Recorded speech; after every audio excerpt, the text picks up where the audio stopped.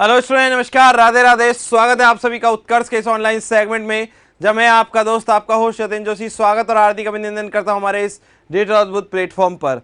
सभी को नमस्कार, राधे राधे, जय श्री कृष्ण, जय श्री राम, जय माता दी and good evening to all. स्वागत है आप सभी का हमारे इस सेगमेंट में, जहां आप और मैं हम मिलकर डिस्कस कर रहे हैं रसायन विज्ञान की मूल अवधारणाएं। जी हाँ, बेसिक कॉन्सेप्ट ऑफ केमिस्ट्री पर बात कर रहे हैं। हम चर्चा में ले रहे हैं रसायन विज्ञान की मूल अवधारणाएं। किसकी? रसायन विज्ञान की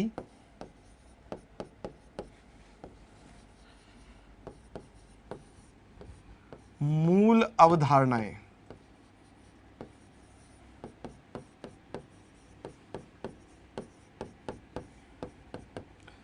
जिसको हम लोग कहते हैं बेसिक कॉन्सेप्ट ऑफ केमिस्ट्री। जी हाँ, क्या कहते हैं इनको? Basic concept of chemistry. और पिछली क्लास तक हम लोगों ने जो विमीय विश्लेषण है उस पर बात की थी। ठीक है। हाँ, आज अगले टॉपिक पर बात करने वाले हैं, जो है हमारे पास रासायनिक संयोग के नियम। Basic concept of chemistry. ठीक है, चलिए, राधे राधे सभी को, गुड इवनिंग।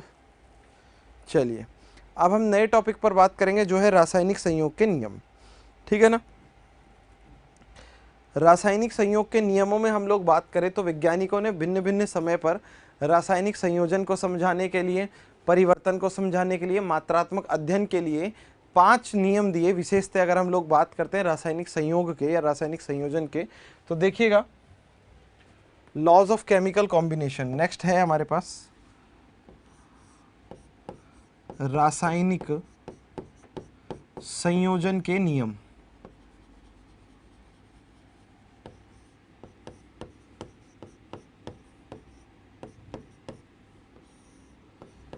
के नियम। ठीक है, चलिए, सिंपल। देखो, इसे हम लोग कहते हैं लॉज ऑफ केमिकल कॉम्बिनेशन।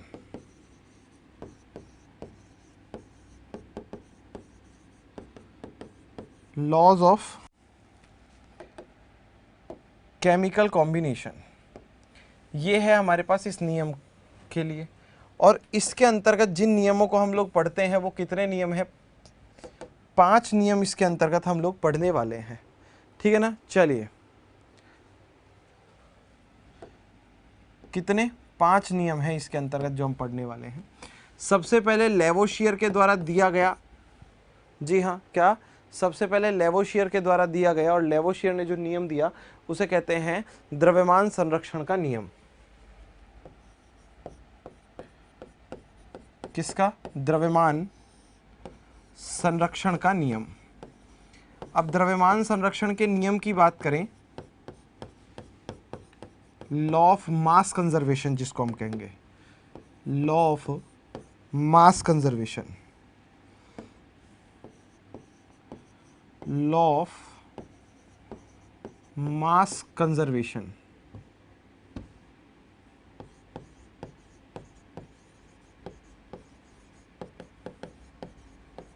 ठीक है, इस नियम पर बातें करनी है। तो देखो, इस नियम के लिए अगर मैं आपको कुछ चीज़ें या कुछ तथ्य जो है वो बताऊं, सबसे पहले तो इस पर भी ध्यान देना।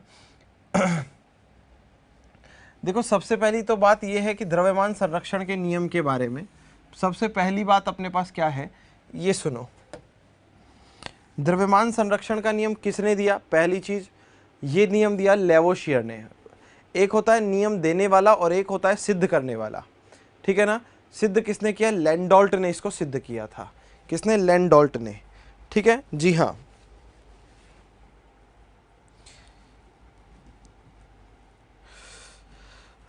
बिल्कुल सही है। ओके, चलिए, तो वही बात करते हैं हम लोग।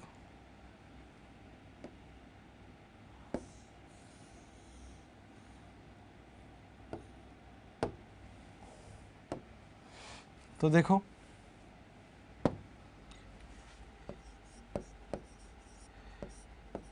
यह नियम जो है ना, किसने दिया? बिल्कुल सही है भाई।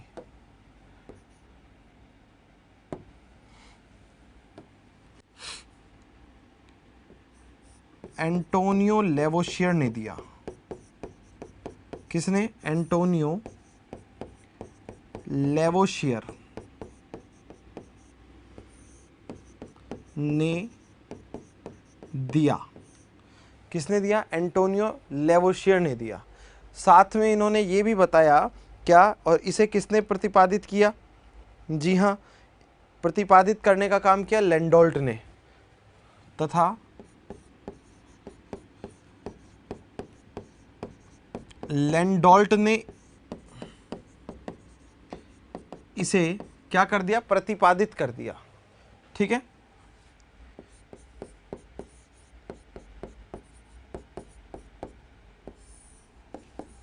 सिंपल बात। अब रही बात अपने पास क्या है, ये भी देख लो भाई। रही बात ये है, हाँ, कि ये नियम क्या होता है ये भी बता देते हैं। ये लो, ये नियम कब दिया गया? 1789 में। मैं ईयर वगैरह इसलिए नहीं बताता हूँ क्योंकि अपन लोगों के एग्जाम में कभी ईयर पूछते नहीं है ना, इसलिए। ना ही आपको आईआईटीज़ में कभी ज़रूरत पड़ेगी, ना मेडिकल के अंदर ज़रूरत पड़ेगी, मतलब नीट के अंदर, ना ही किसी और एग्ज़ाम में, ना एनडीए में, ना किसी में कभी आपको इन चीज़ों की ज़रूरत नहीं पड़ेगी। मैं सिंपल तरीके से आपको ये समझा रहा हूँ क्या, कि इस नियम को किसने दिया? एंटोनियो लेवोशियर ने दिया और लैंडोल्ट ने प्रतिपादित किया। और ये नियम कहता क्या है? ये नियम ये कहता है कि mass neither be created nor be destroyed, अर्थात द्रव्यमान को न तो उत्पन्न किया जा सकता है, न ही नष्ट किया जा सकता है। मतलब किसी भी केमिकल रिएक्शन में अभिकारकों का जो द्रव्यमान है वो, और उत्पाद का द्रव्यमान जो होता है वो सदैव बराबर होता है।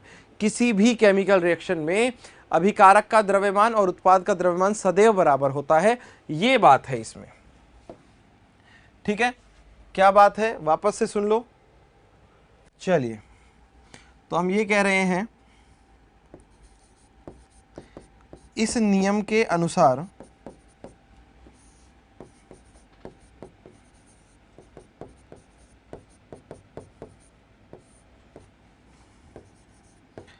द्रव्यमान को न तो उत्पन्न किया जा सकता है,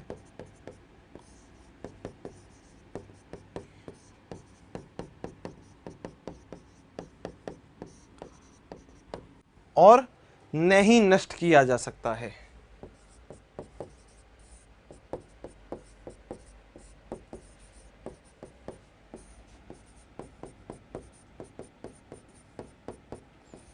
ना ही इसको क्या कर सकते हैं? नष्ट कर सकते हैं। कहने का अर्थ क्या है? कहने का अर्थ ये है कि आपके पास कोई भी केमिकल रिएक्शन है, ठीक है, उसमें कभी भी चेक कर लेना, किसी भी रासायनिक समीकरण में, रासायनिक समीकरण में या अभिक्रिया में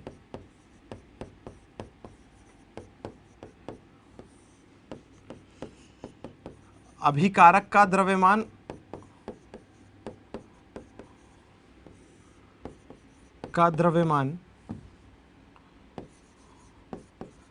सदैव उत्पाद के द्रव्यमान के समान होता है। किसके? उत्पाद के द्रव्यमान के समान होता है। द्रव्यमान के समान होता है,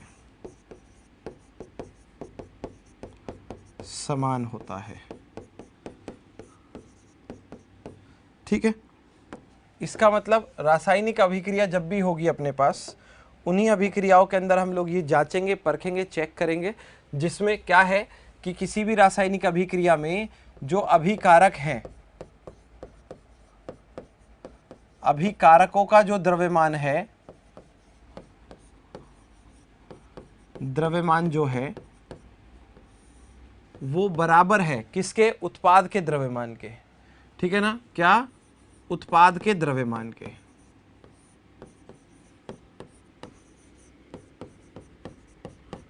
अभिकारकों का द्रव्यमान जो है वो बराबर है उत्पाद के द्रव्यमान के। ठीक है, सिंपल बात है। ये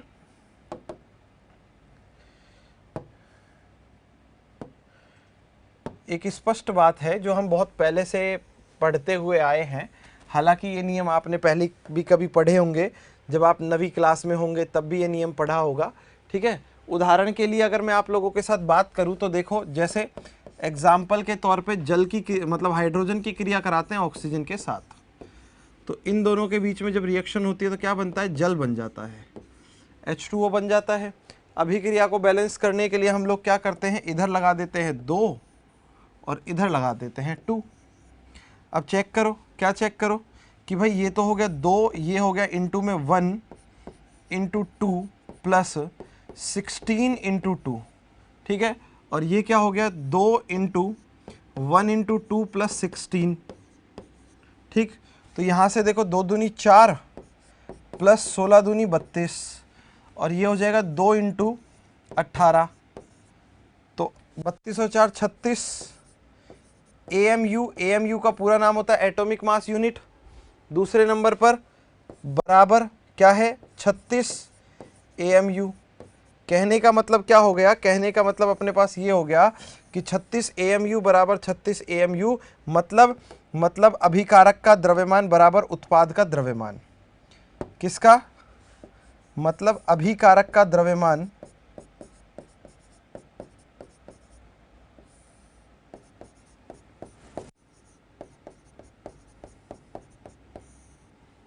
बराबर किसका, उत्पाद का द्रव्यमान।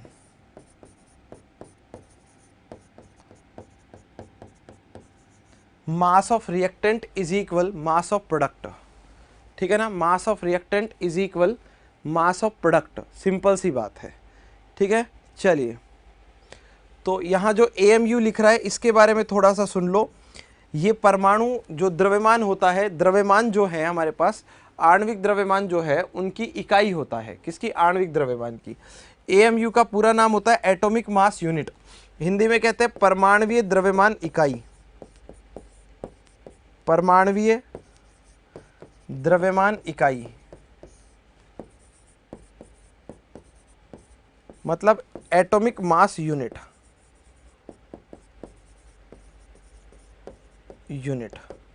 AMU atomic mass unit. कहने का मतलब यह है कि अभिक्रिया में कभी भी मास का नुकसान नहीं होता है, द्रव्यमान का नुकसान नहीं होता है। ये होता है लॉ ऑफ मास कंजर्वेशन, अर्थात द्रव्यमान संरक्षण का नियम। चलिए, इसके बाद अगले नियम की ओर हम लोग बात करेंगे। अगला नियम जो है उसको बताने से पहले, हाँ, बहुत इंपॉर्टेंट बात बता देता हूं। ठीक है, और वो इंपॉर्टेंट बात क्या है ये सुनो भाई, देखो नोट डाल लेना।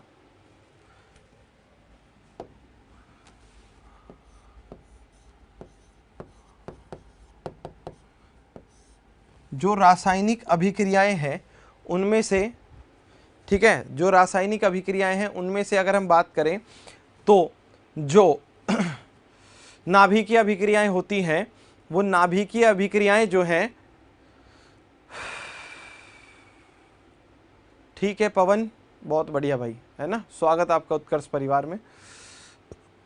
एक ही बार कमेंट किया करो, बार बार कमेंट की आवश्यकता नहीं होती है। देखो, जो नाभिकीय अभिक्रियाएं होती हैं वो द्रव्यमान संरक्षण के नियम का पालन नहीं करती, अर्थात उनमें द्रव्यमान उत्पन्न भी होता है और नष्ट भी होता है, याद रखना। ठीक है, चलिए, कौन सी अभिक्रियाएं, नाभिकीय अभिक्रियाएं, न्यूक्लियर रिएक्शंस, नाभिकीय अभिक्रियाएं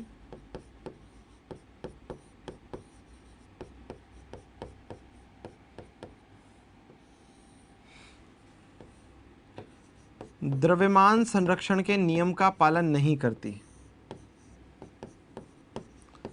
संरक्षण के नियम का पालन नहीं करती।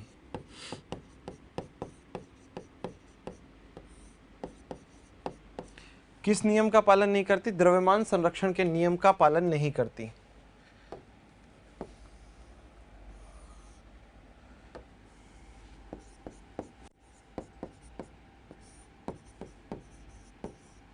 नहीं करती हैं। ठीक है, कौन नहीं करता है, पता तो चली गई आप लोगों को। ठीक है ना, नाभिकीय अभिक्रियाएं। चलिए,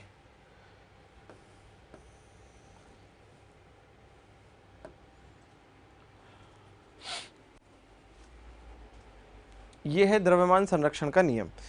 आगे बात करते हैं अगले नियम पर, स्थिर संघटन का नियम कहते हैं जिसको, या स्थिर अनुपात का नियम जिसको हम लोग कहते हैं, वो है, ठीक है।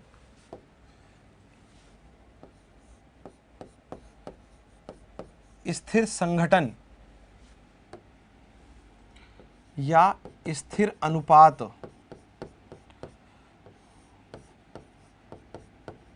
मतलब संघटन का नियम।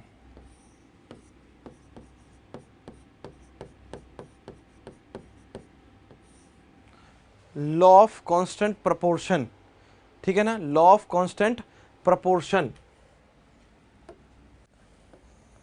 देखो इस नियम की बात करें, लॉ ऑफ कांस्टेंट प्रोपोर्शन, तो ये प्राउट नाम के वैज्ञानिक ने दिया था, ठीक है ना, जी हाँ, ये दिया गया है प्राउट के द्वारा, ठीक है। चलिए हाँ, ये लिख दूंगा मैं पहले ही, इसको दिया गया 1799 में, 1799 में,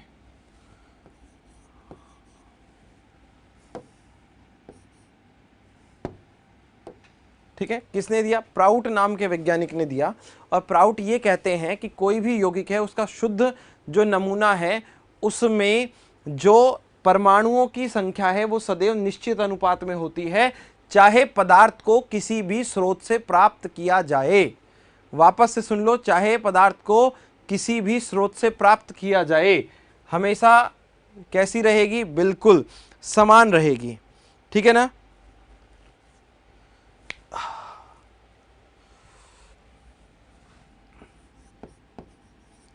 यह नियम किसने दिया? प्राउट ने दिया।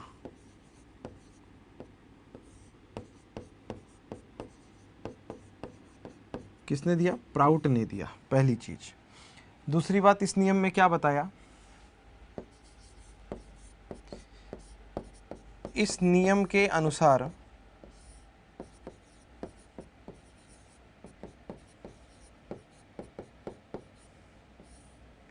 क्या? इस नियम के अनुसार अगर हम लोग बात करें तो क्या कहते हैं, कोई भी हमारे पास यौगिक है उसके शुद्ध नमूनों में तत्वों का द्रव्यमान जो होता है वो हमेशा समान रहता है, ठीक है। किसी इस नियम के अनुसार किसी शुद्ध यौगिक के नमूने में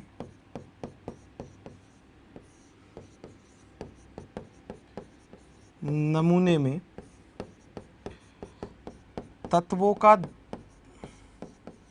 के द्रव्यमानों का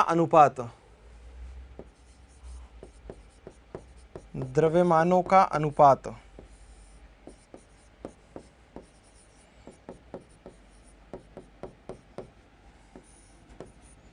सदैव स्थिर रहता है,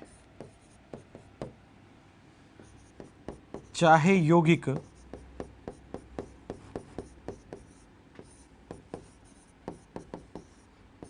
किसी भी स्रोत से प्राप्त किया गया हो, कहीं से भी प्राप्त किया गया हो, किसी भी स्रोत से प्राप्त किया हो, कहीं से भी कंपाउंड को प्राप्त किया गया हो, हमेशा अनुपात समान रहता है। जैसे उदाहरण के लिए समझो भाई साहब, जल, एग्जाम्पल के लिए क्या समझो, जल का अगर हम लोग सूत्र की बात करते हैं तो जल का सूत्र होता है H2O। H2O में H/O, हाइड्रोजन कितनी बार है? 2 बार। अनुपात ऑक्सीजन का होता है 16, इसका मतलब 1:8। ये क्या है? ये है द्रव्यमानों का अनुपात। किसका अनुपात? द्रव्यमानों का अनुपात।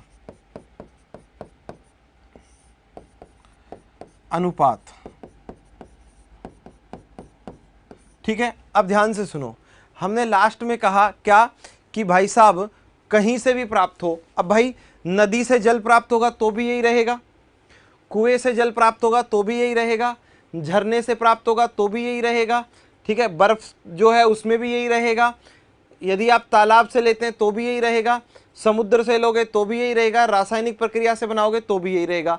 चाहे किसी भी स्रोत से प्राप्त करो, अनुपात जो होता है वो सदैव समान रहता है। क्या? जी हां। तो यहां पर यही लिख देते हैं, क्या?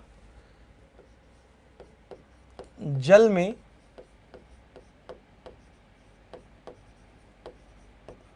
हाइड्रोजन व ऑक्सीजन के द्रव्यमानों का अनुपात, मासेस का जो रेशो है उसकी बात कर रहे हैं, द्रव्यमानों का अनुपात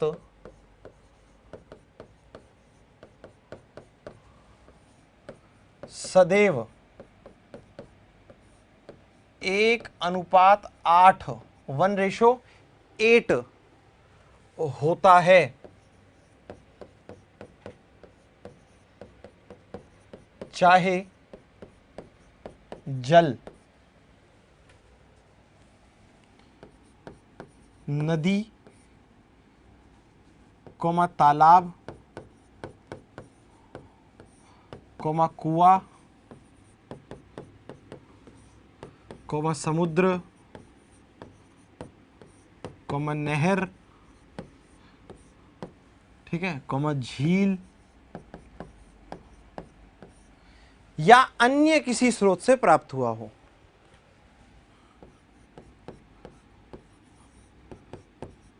अन्य किसी भी स्रोत से प्राप्त किया हो,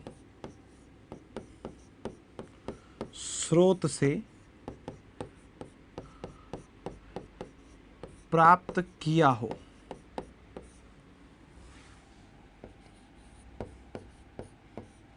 ठीक है, किसी भी सोर्स से प्राप्त किया गया हो वो आपके पास क्या कहलाएगा? एकदम स्थिर रहेगा, हमेशा कैसा रहेगा? समान रहेगा। सदैव शब्द का उपयोग किया ना, वो इसीलिए किया, ठीक है ना। 1:8 कैसे आया ये बता रखा है मैंने, 1:8 कैसे आया इधर इसीलिए लिखा हुआ है 1:8 कैसे आया, ठीक है ना। चलिए ऐसे ही किसी और के लिए कर लो, कार्बन डाइऑक्साइड के लिए कर लो, ठीक है, हाँ किसी से भी कर लो। देखो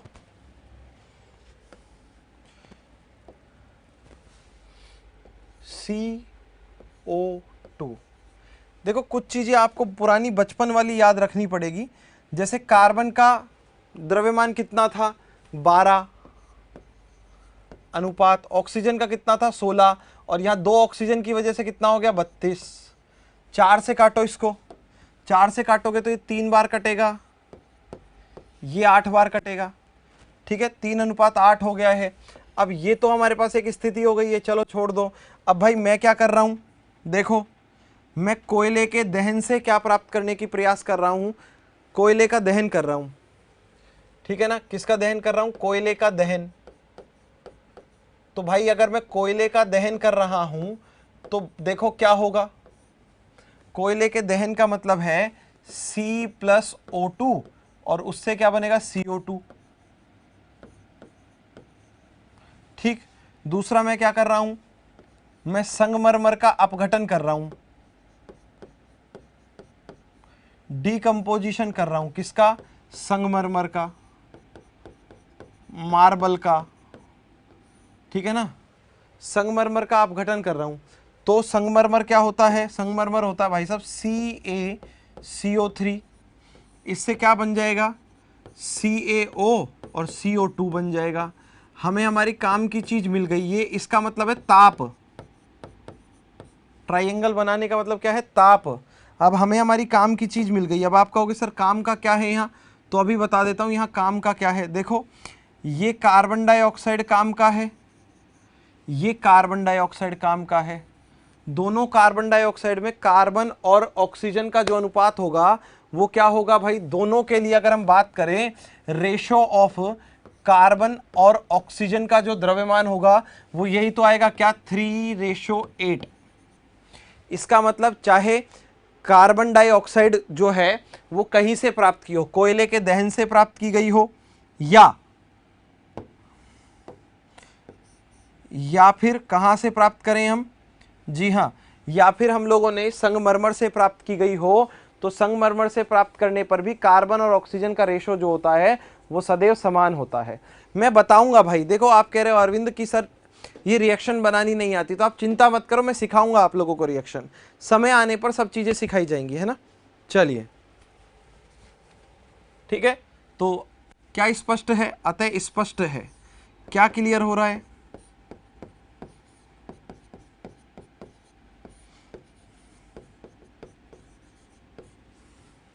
क्या स्पष्ट है कि CO2 में कार्बन व ऑक्सीजन के द्रव्यमान का अनुपात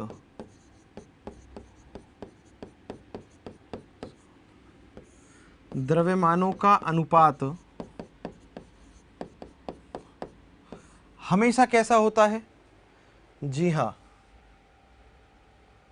चलिए, अनुपात सदैव 3:8 होता है।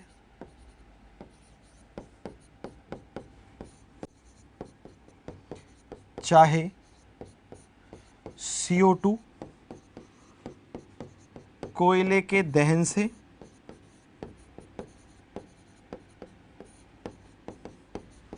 या संगमरमर के अपघटन से। किसके? संगमरमर के अपघटन से।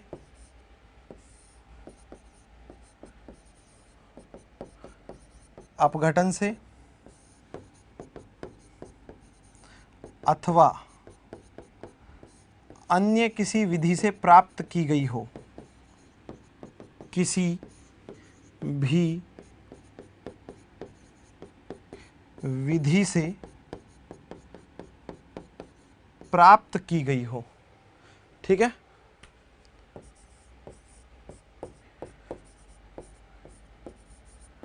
हो तो भी सदैव क्या रहेगा? अनुपात 3:8 ही रहेगा। क्या रहेगा? 3:8। ठीक है, चलिए, तो बिल्कुल नोट करवा देता हूं, ये लो भाई, नोट कर लो।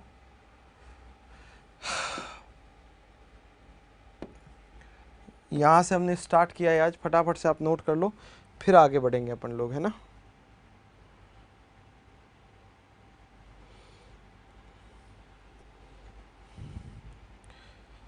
चलिए नोट करिए, फिर बढ़ते हैं आगे।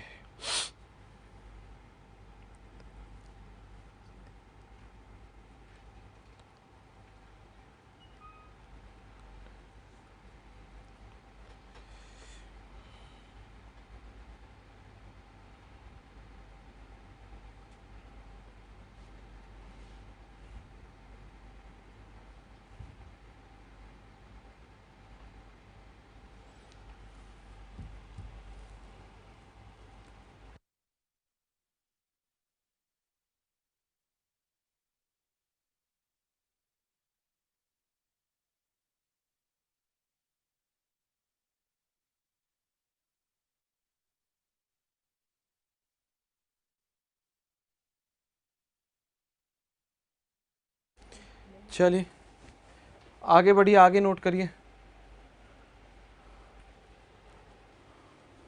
कोई बात नहीं गुंजन, बाकी और भी तो है ना स्टूडेंट्स, बहुत सारे, सो डोंट वरी।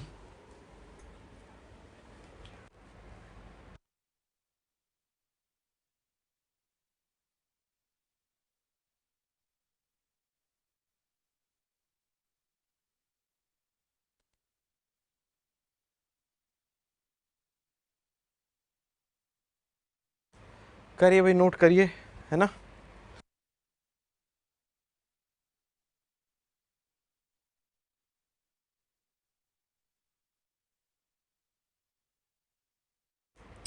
करिए भाई, चलिए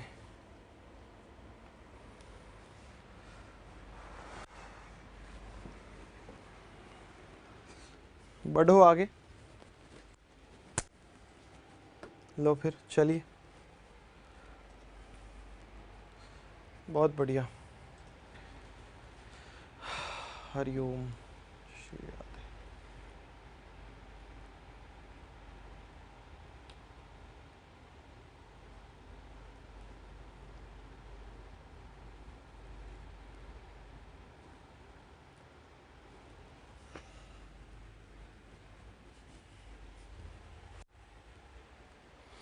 बहुत अच्छे।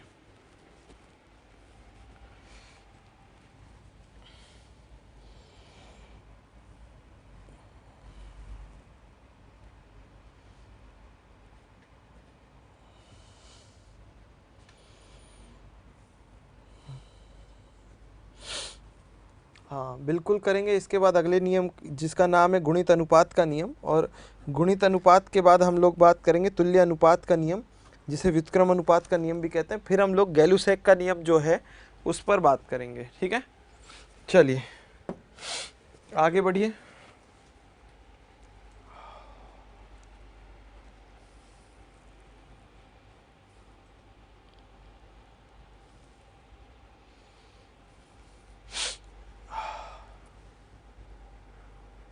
नमूना मतलब सैंपल भाई, नमूना मतलब सैंपल।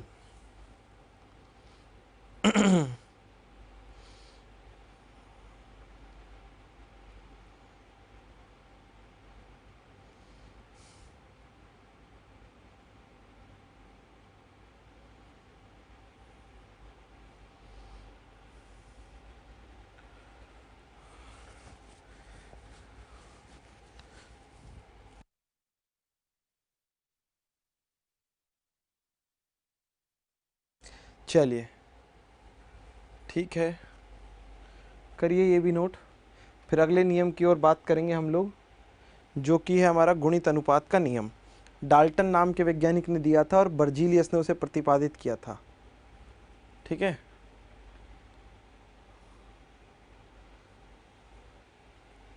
बेटा आरओ वाटर में हाइड्रोजन और ऑक्सीजन का अनुपात 1:8 ही होगा आदर्श। ठीक है, 1:8 ही होगा।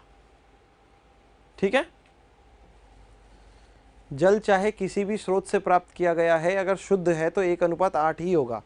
चाहे आप आरओ से प्राप्त करो चाहे ओआर से प्राप्त करो, हमेशा यही होगा।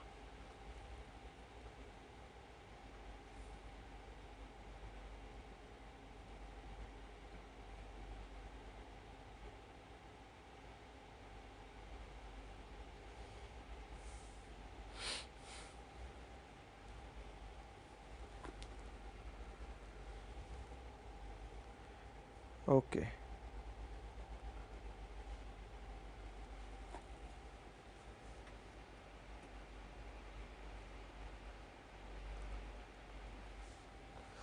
चलिए आगे बढ़ते हैं।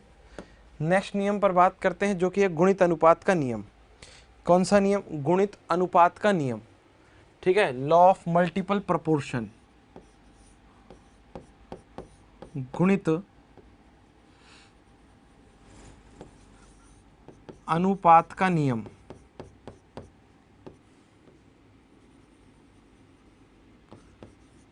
का नियम, लॉ ऑफ मल्टीपल प्रोपोर्शन। ठीक है, गुणित अनुपात के नियम की बात कर रहे हैं, और गुणित अनुपात का नियम मतलब लॉ ऑफ मल्टीपल प्रोपोर्शन जो है उस पर हम लोग बात करेंगे। लॉ ऑफ मल्टीपल प्रोपोर्शन मैंने अभी जस्ट पहले आप लोगों को बताया है। लॉ ऑफ मल्टीपल प्रोपोर्शन किसने दिया? बताओ, लॉ ऑफ मल्टीपल प्रोपोर्शन किसने दिया है? लॉ ऑफ मल्टीपल प्रोपोर्शन देने वाले वैज्ञानिक का नाम है डाल्टन। किसने दिया? डाल्टन ने दिया। और प्रतिपादित किसने किया? इसको प्रतिपादित करने वाले वैज्ञानिक की अगर हम लोग बात करते हैं, ठीक है ना। चलिए, ये कह रहे सर समुद्र का जल शुद्ध नहीं होता, तो इसके जल का अनुपात भी 3:8 होगा। भाई दिमाग ठीक हो गया आपका? नहीं है, कैसी बात कर रहे हो? मैंने हमेशा, देखो आप एक चीज समझो, आपके डाउट गलत हैं आप, क्योंकि आपने दिमाग को सोचने के लिए काम में लेना बंद कर दिया है। आप एक बात समझो, आपने कहा 3:8 होगा, क्या इसके आधार पर 3:8 कह रहे हो? तो कार्बन डाइऑक्साइड का है, पहली बात। दूसरी बात और सुनो, जब भी आप नियम पढ़ रहे हो ना, तो नियम के अंदर एक चीज बहुत अच्छे से मेंशन है, नहीं पढ़ते हो तो आपकी गलती है। ये देखो, नहीं पढ़ते हो तो यह आपकी गलती है। भाई वो वैज्ञानिक तो कह रहा है ना कि शुद्ध पर बात करोगे, शुद्ध पर बात करोगे और शुद्ध पर बात करोगे, फिर आप क्यों शुद्ध पर बात नहीं करना चाहते हो? पहले यह बताओ। जब नियम के अंदर स्पष्ट है कि शुद्ध यौगिक की बात करोगे, अरे अयस्क में या किसी भी अशुद्ध चीज के अंदर अनुपात कैसे निकालोगे? मुझे क्या पता अशुद्ध के अंदर क्या क्या मिला हुआ है यार? आपको कैसे पता कि अशुद्ध के अंदर क्या क्या मिला हुआ है? थोड़ा सा इस दिमाग को काम में लेना सीखो भाई साहब। देखो मैं इसलिए यहां पर आप लोगों से ये बड़ी बात कहता हूं क्योंकि मुझे आप लोगों के अंदर बहुत शानदार इंजीनियर दिखते हैं, मुझे आप सबके अंदर बहुत शानदार डॉक्टर दिखते हैं, मुझे आप सबके अंदर बहुत शानदार साइंटिस्ट दिखते हैं, बहुत शानदार जो है टीचर्स दिखते हैं, बहुत शानदार और भी कई चीजें हैं, आईएएस ऑफिसर, आईपीएस ऑफिसर, ये सब दिखते हैं। मगर जब आप ऐसी मूर्खतापूर्ण बातें करते हो तो फिर मेरे अरमानों पर पानी क्यों फेर रहे हो यार। मैं चाहता हूं आप सबके साथ ऐसी चीजें जो हैं आप भविष्य में आकर मुझसे कहें कि सर आपने एक दिन कहा था कि देखो आप हमसे कि हम डॉक्टर बनेंगे, बन गए, इंजीनियर बनेंगे, बन गए, साइंटिस्ट बनेंगे, बन गए, आईपीएस ऑफिसर बन गए, आईएएस ऑफिसर बन गए, आईएफएस ऑफिसर बन गए। तो भाई वो सारी चीजें समझो ना, दिमाग को उपयोग में लेना सीखो। लिखा हुआ नहीं पढ़ रहे हो यार तुम, तो गलत बात है ना, याद रखना बहुत गलत चीज है। लिखा हुआ पढ़ो, दिमाग को उपयोग में लेना शुरू करो। और ये क्या तुलना हुई, अच्छा वो चलो छोड़ो कोई बात नहीं, ये भी पूछ लेते कि सर वो अशुद्ध है तो क्या अनुपात होगा, मगर डायरेक्ट तुलना क्या कर दी 3:8 से। का है भाई 3:8 कार्बन डाइऑक्साइड का होता है, और जल में कौन सी अशुद्धि होती है कार्बन डाइऑक्साइड की, सोचो तो भाई। और समुद्र के जल में अशुद्धि के रूप में क्या होता है, sodium chloride, calcium sulphate, calcium chloride, ठीक है ना, मैग्नीशियम क्लोराइड, मैग्नीशियम सल्फेट। कौन कितनी मात्रा में है, किसी झील में 22% नमक होता है, किसी में 7%, किसी में 8%, किसी में 24%। कैसे कैसे निकाल लोगे भाई अशुद्धि के साथ। तो इसीलिए वैज्ञानिकों ने चीजें मत और चीजें स्पष्ट करके कहा शुद्ध मतलब शुद्ध, और कहीं जाना ही नहीं है यार, इधर उधर मत भागो, ध्यान रखो, कंटेंट को क्लियर रखो, कॉन्सेप्ट को क्लियर रखो, ठीक है, तो ही चीजें जो है वो सही बनेंगी, नहीं तो कोई लेना देना नहीं है। चलो अब बात करने वाले हैं हम लोग किसकी, गुणित अनुपात के नियम की। किस नियम की बात करोगे, गुणित अनुपात का नियम। अब भाई सबसे पहली बात तो अपने पास ये आती है कि sir when was this law proposed, है ना, गुणित अनुपात का नियम कब दिया गया। तो भाई गुणित अनुपात का नियम दिया गया 1803 में। किसने दिया, डाल्टन ने दिया। किसने इसको प्रूव किया, बर्जीलियस ने इसको प्रूव किया था, ठीक है। तो भाई यहां ईयर लिख देता हूं मैं यहां पर 1803। ये डाल्टन का सबसे, ये कह सकते हैं जिंदगी का सबसे अच्छा काल यही था, 1803 से लेकर 1808 तक का, जहां उसने बहुत सारी बुलंदियों को छू लिया था। चलिए किसने दिया, यह नियम डाल्टन ने दिया तथा बर्जीलियस ने प्रतिपादित किया। किसने, बर्जीलियस ने प्रतिपादित किया।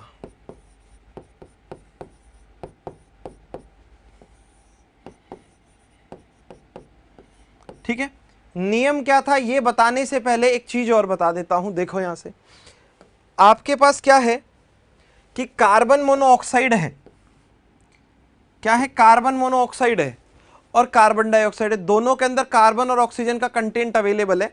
कहने का मतलब यह है कि whenever carbon have react with oxygen it can forms carbon monoxide and carbon dioxide both.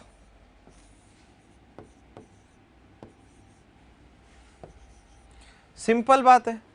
तो भाई यहां एक समझने की बहुत स्पष्ट बात क्या है, इसको मैं दूसरे तरीके से बताता हूं आपको।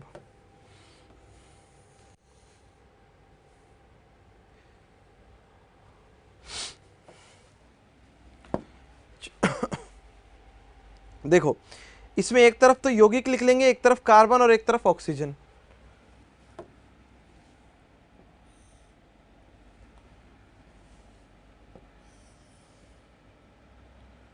यौगिक कार्बन और ऑक्सीजन,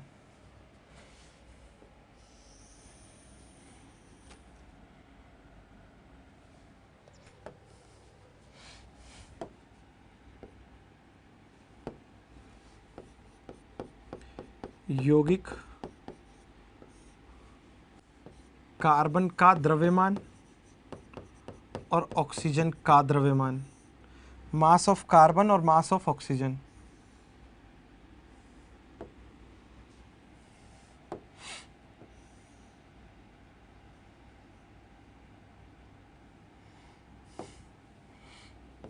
ऑक्सीजन का द्रव्यमान।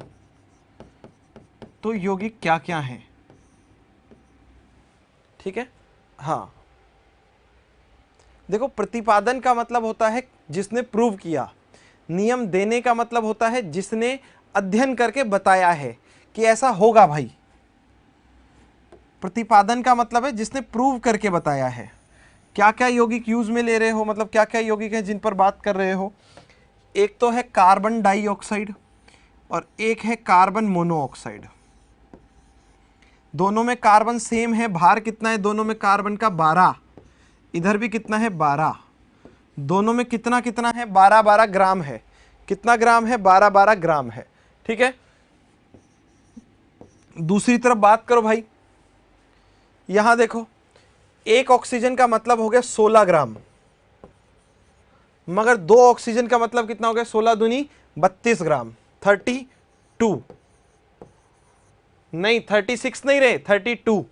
ठीक है, हाँ अब देखो यहां समझो। अब इसमें समझने की बात क्या है कि जब दो तत्व आपस में क्रिया करके दो अलग अलग यौगिकों का निर्माण करते हैं, दो अलग अलग अणु बनाते हैं, तो उनमें एक तत्व का द्रव्यमान तो समान होता है और जो दोनों तत्व बचेंगे उनके द्रव्यमानों का अनुपात एक सरल अनुपात होता है।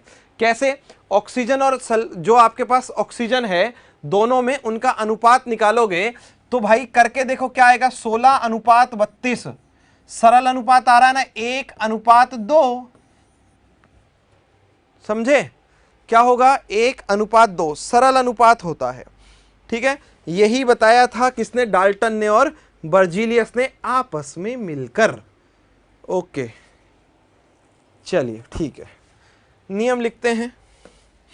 देखो वापस बोल देता हूं, देख लो आपस में, जब दो तत्व, दो समान तत्व आपस में क्रिया करके दो अलग अलग अणु या यौगिक बनाते हैं, तो एक तत्व जो कम द्रव्यमान वाला होता है, उसके अतिरिक्त तो जो दूसरे तत्व हैं, दोनों के द्रव्यमानों का अनुपात जो होता है, दोनों यौगिकों में द्रव्यमानों का अनुपात जो होता है, वो एक सरल अनुपात होता है, सिंपल रेशो होता है, यह बताया गया है। चलिए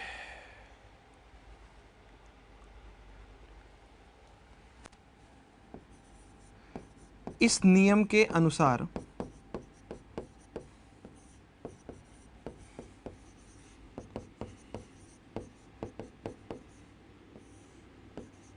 जब दो तत्व आपस में क्रिया करके, रिएक्ट करके, क्रिया करके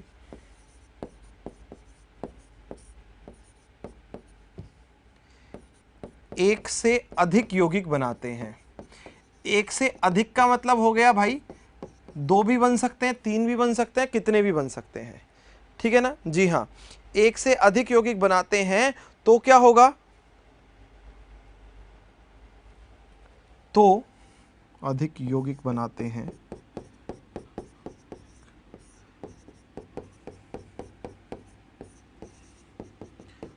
तो एक तत्व के निश्चित भार, ठीक है, डिफाइनाइट जो वेट है उसके साथ निश्चित भार मतलब द्रव्यमान, एक ही बात होगी इसमें, इस नियम के लिए। ठीक है, हाँ वैसे तो अंतर मैं आपको पिछली क्लास के अंदर बता ही चुका था, के साथ क्रिया करने वाले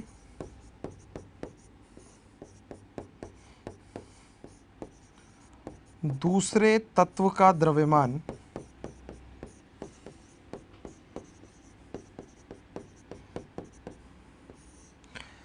ठीक है जी, दूसरे तत्व का द्रव्यमान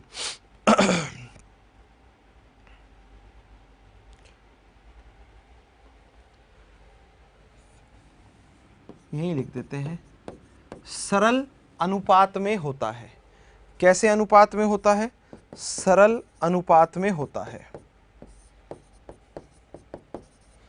सिंपल रेशो में होता है, सरल अनुपात में होता है। ये होता है गुणित अनुपात का नियम, ठीक है ना? जी हाँ। चलिए, जैसे जैसे ये एग्जाम्पल हो जाएगा, इसकी आवश्यकता हमें है नहीं क्योंकि हम लोग अच्छे तरीके से जानते हैं कि इनकी क्रियाओं से ये बनते हैं। बाकी चलो फिर भी अगर आप लोग चाहें तो इसको भी मेंशन कर सकते हैं, लिख सकते हैं, और मैं इसको ऊपर सरका दूंगा थोड़ा। चलो,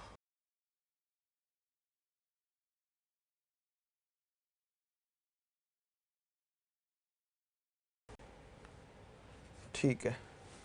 लो फिर इसमें क्या बताया, देखो यहां से दोनों यौगिकों में कार्बन का अनुपात तो 12 है, मगर ऑक्सीजन का अनुपात कितना है? 16:32। और 16:32 को हम लोग क्या कह सकते हैं? 1:2।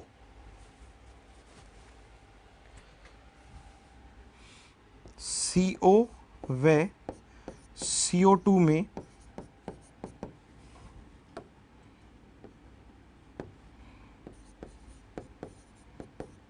कार्बन की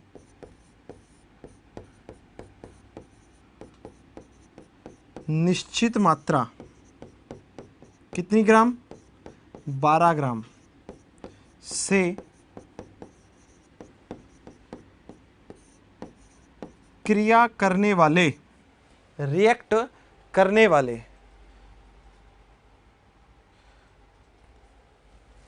क्रिया करने वाली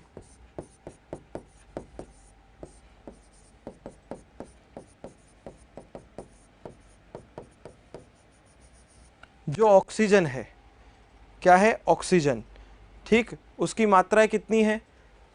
ऑक्सीजन की मात्राएं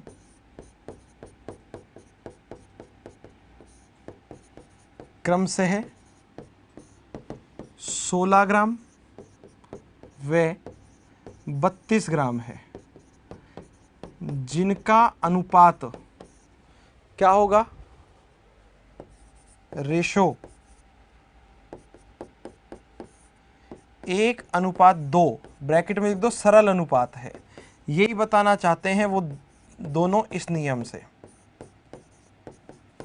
कि जब क्रिया करेंगे, ठीक है ना, तो ये क्या होगा? सरल अनुपात होगा, सिंपल रेशो होगा, ठीक है ना? चलिए, बहुत अच्छे, फटाफट नोट करो फिर बढ़ते हैं।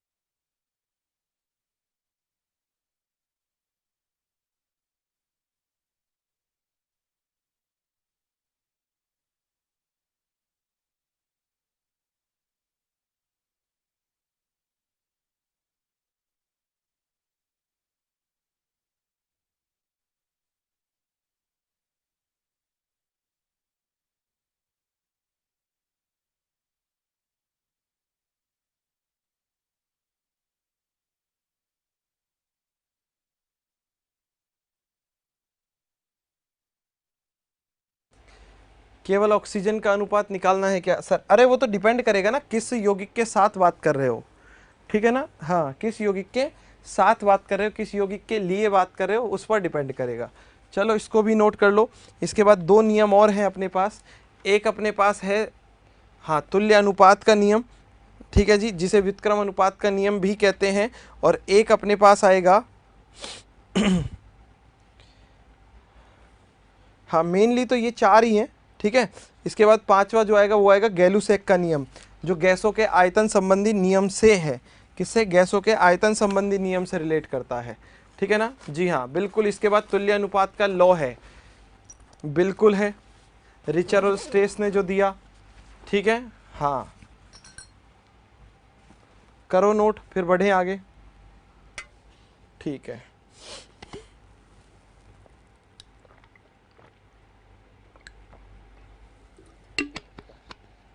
चलिए, 2 नियम बाकी हैं अपने,